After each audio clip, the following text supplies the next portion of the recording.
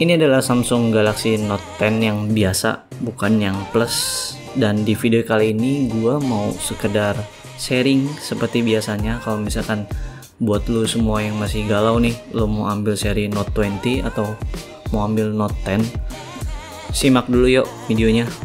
Sebenarnya kalau misalkan buat lu yang punya budget lebih, lu bisa ambil untuk varian Note 10 Plus. Dan kalau misalkan lu emang punya budget di bawah 10 juta atau lu misalkan lu nggak mau beli handphone baru, lu bisa banget beli handphone ini secara second. Dan rata-rata sih masih mulus kalau gue lihat di e-commerce atau lu bisa cari di OLX juga. Jadi kalau misalkan lu pusing-pusing nggak mau beli baru, lu ambil aja secondnya, nggak masalah sama sekali. Karena yang penting selama misalkan lu bisa ambil second yang masih ada garansi Indonesia ya, saran gue sih lu ambil yang garansi Indonesia, jangan ambil yang internasional karena klaimnya agak susah bro. Kalau misalkan lu udah ambil second dan masih garansi, biasanya orang yang punya handphone ini tuh biasanya agak apik ya, jadi lu kemungkinan besar dapet yang masih mulus banget. Dan kenapa gue bilang handphone ini masih worth it banget di tahun 2020, karena ya untuk saat ini seri Note 10 ini yang paling kenceng, seri Note paling kenceng untuk saat ini. Seenggaknya lu masih bisa pakai sampai 2 atau 3 tahun ke depan ya. Dan kalau misalkan ngomongin ini handphone sebenarnya buat siapa sih?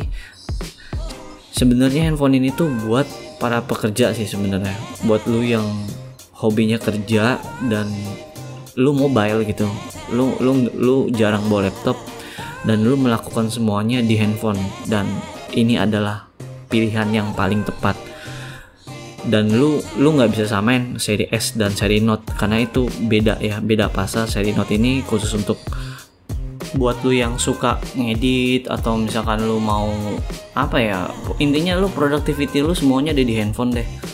Dan kalau misalkan lu nanya nih, kalau lu bingung ya, lu bingung antara lu mau ambil seri S atau seri Note, gini deh. Kalau misalkan lu punya temen untuk seri Note, atau lu bisa pikirin gini aja, dalam waktu 3 hari ketika lu megang sebuah Note, dalam waktu 3 hari itu lu berapa kali ngeluarin S Pen nya, lu berapa kali pakai itu fitur S Pen. Kalau misalkan sama sekali menurut lu nggak pakai, mending nggak usah, lu nggak cocok untuk seri Note gitu. Lu lebih baik ambil seri S nya Samsung. Tapi kalau misalkan dalam waktu 3 hari S Pen yang lu bisa gunain untuk editing video, ataupun lu yang suka gambar lu bisa gambar di situ, atau misalkan lu bisa kerja di situ dengan menggunakan berbagai macam fitur, contohnya kayak fitur translate atau apapun itulah. Yang penting S Pen nya lu gunain banget itu dan lu maksimalin banget, itu lu cocok banget untuk ambil seri Note. Nah dari sini lu udah ada sedikit gambaran dong, lu sebenarnya butuh upgrade ke Samsung seri Note atau nggak perlu gitu kan. Menurut gue di sini udah agak clear ya, jadi gue langsung ngebahas aja nih gimana gue impresi awal gue pakai seri Note 10, bukan Note 10 Plus. Yang pertama adalah dari segi desain, ini desainnya compact banget. Kalau di tangan gue tuh bener-bener enak lah, gripnya tuh asik, jadi handphone lu tuh nggak terlalu gede. Dan lu bisa lihat di sini layarnya tuh ya emang layarnya khas Samsung sih, bagus banget. Karena di sini dia udah pakai Dynamic AMOLED, entahlah namanya mau Super AMOLED, Dynamic AMOLED. Menurut gue sih untuk yang gue sebelumnya punya S9, warnanya sih emang agak sedikit lebih bagus. Dan sayangnya di sini emang gue cuma dapat resolusi Full HD Plus, bukan resolusi 2K, dan itu sama sekali nggak masalah. Percaya deh, kalau lu yang masih bingung gitu, aduh gue mendingan ambil seri Plus atau seri Note biasa gitu kan, dan lu masih mikirin resolusi 2K, percayalah bahwa resolusi 2K itu nantinya kedepannya nggak akan lu pakai gitu, lu tetap akan pakai resolusi Full HD Plus. Menurut gue itu fitur akan kebuang sia-sia karena ya lumayan sih agak memboroskan baterai lu. Jadi ya paling dari lu semua ujung-ujungnya balik lagi ke resolusi Full HD. Dari segi kamera, di update One UI 2.1 ini udah sebenarnya fitur-fitur dari Samsung Galaxy S 20 tuh udah keluar semua di sini. Di sini lo bisa dapat fitur single tag yang sebelumnya nggak ada, yang sebelumnya cuman ada dan dipamerkan di Samsung 20 S20. Dan di sini lo bisa dapat fitur itu, dan juga yang terpenting adalah lu bisa shooting video dengan Pro Mode-nya yang dulu sebenarnya di One UI 2 tuh sempet hilang, dan di sini akhirnya balik lagi di One UI 2.1. Lalu apa ya yang gue ngerasain di sini tuh, kameranya sih cukup oke. Bukan kamera yang terbaik, tapi kamera di sini oke.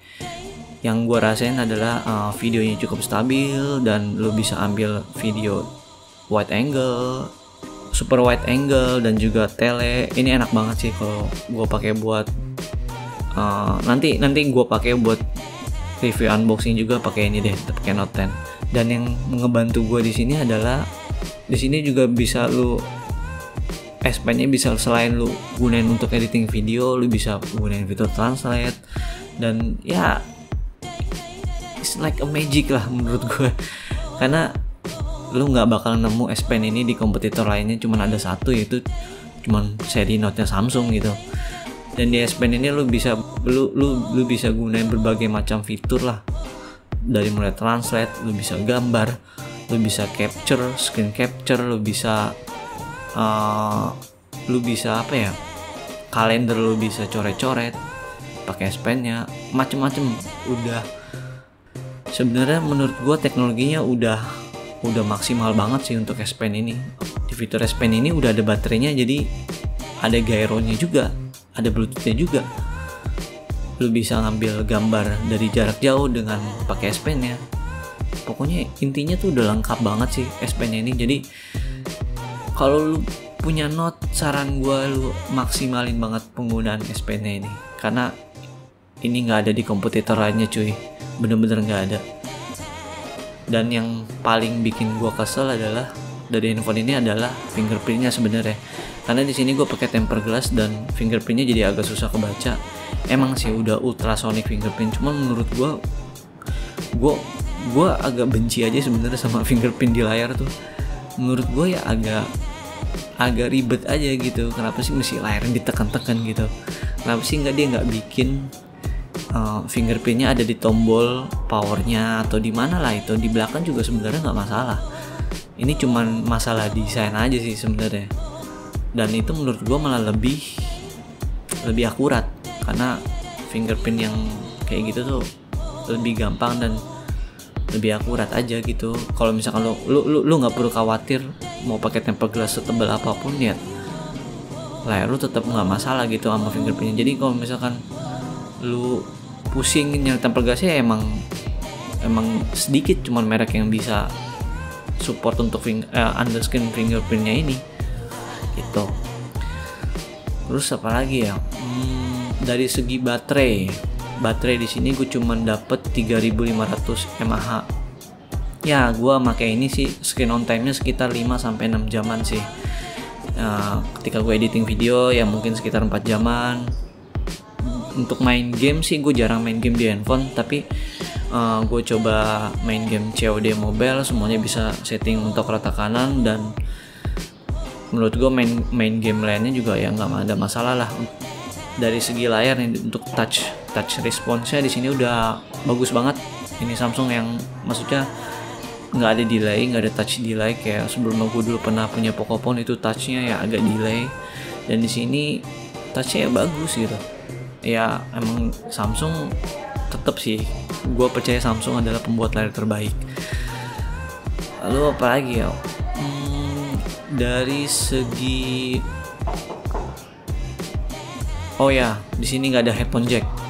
Jadi kalau misalkan lu nggak punya headset Type C banyak ya agak repot juga sih, karena di sini juga dongle-nya nyarinya agak susah yang support sama Note 10, karena beda sih, emang agak beda. Dia nggak bisa pakai dongle sembarangan. Lu mesti beli headset sekarang apa tuh wireless. Ya, ini menurut gua ya ini sih emang jualannya aja sekarang, brand-brand sekarang semuanya udah ngilangin headphone jack, ngikutin jejak Apple, dan jualan TWS-nya mereka masing-masing. Mau nggak mau lo harus beli, tapi tetap aja ketika lu main game di pakai TWS ini ya lu agak delay. Gue belum pernah menemuin TWS yang nggak delay ketika dipakai untuk main game. Itu sih masih problem daripada TWS itu sendiri. Gue lebih prefer untuk jack audio 3,5. Dan kalau ngomongin improvement dari audio, sebenarnya Note 10 ini improvementnya udah cukup bagus. Jadinya ketika gue pakai TWS gue dan juga gue pakai nyobain headset yang Type C, untuk sound quality-nya sih menurut gue udah lebih oke dibandingkan Samsung S9 gue ya. Jadinya mungkin emang drivernya atau kodeknya mungkin agak lebih bagusin sedikit. Jadinya untuk suara yang dihasilkan menurut kuping gue ya bassnya lebih oke, lebih dendang, dan juga suaranya tuh lebih agak jernih sedikit sih. Kalau dengan penggunaan headset yang sama ya. Terus kalau misalkan dari segi speaker, menurut gue bassnya di sini tuh bassnya agak kurang sedikit dari S9 gue. S9 gue bassnya jauh lebih agak nendang sedikit. Tapi untuk kayak suara clarity-nya atau suara voice-nya itu lebih enakan di sini, enakan di Note 10. Dan untuk kualitas speaker kanan kirinya di Note 10 ini lebih seimbang dibandingkan di S9 gua. Karena di sini di Note 10 ini sebenarnya kalau lu lihat di layarnya tuh nggak ada lubang speaker atau earpiece. Dia speakernya itu ada di bawah layarnya itu sendiri. Dan kalau lu lihat di atasnya itu ada lubang, di dekat SIM tray-nya itu ada lubang kecil, itu sebenarnya itu lubang untuk keluarin dari speakernya. Tapi nggak semua keluar dari situ, tapi tetap keluarnya juga keluar dari bawah layarnya itu sendiri. Soalnya kalau lu nelpon pasti keluar suara dari situ. Jadi menurut gua untuk suara kanan kirinya itu stereonya itu udah enak. Kalau di Note 10 ini lebih seimbang semuanya, dia hampir sama, kiri kanannya itu hampir sama. Kalau misalkan lu ngomongin performance nih, ya performance-nya masih oke banget. Lu masih bisa dapet skor Antutu 400 ribuan, itu udah gede banget untuk seri Note gitu kan. Gue cobain editing Full HD, gue cobain editing 4K, itu masih jalan, masih enak, nggak terlalu lama editingnya, dan masih terhitung cepet lah untuk sebuah smartphone. Bayangin cuy, lu ngedit video cuman di smartphone doang. Lu nggak perlu bawa laptop yang gede-gede, lu tinggal editing di situ. Dan sebenarnya komputer gue keluaran tahun 2011. Gue coba render sama handphone ini, masih cepetan handphone ini dibandingkan komputer gue yang keluaran tahun 2011. Bayangin aja sekarang teknologi handphone sekarang udah lebih canggih dibandingkan PC zaman dulu gitu. Jadinya buat apa lagi lu punya laptop yang gede-gede atau lu rakit PC kalau cuman editing video yang nggak terlalu berat gitu. Lu bisa semuanya kerjain hanya di handphone.